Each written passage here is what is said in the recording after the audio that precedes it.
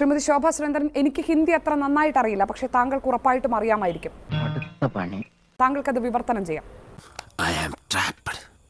ആലോചിച്ചിട്ട് അപ്പോ ഷാനി മനസ്സിലാക്കേണ്ടത് ഉത്തരം പറ.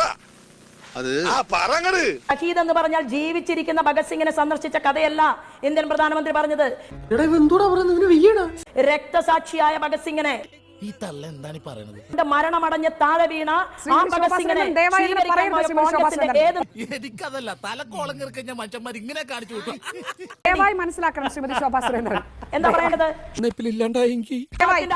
കൂടുതൽ അബദ്ധങ്ങളിലേക്ക് നമുക്ക് ചർച്ചയെ കൊണ്ടുപോകേണ്ടതില്ല.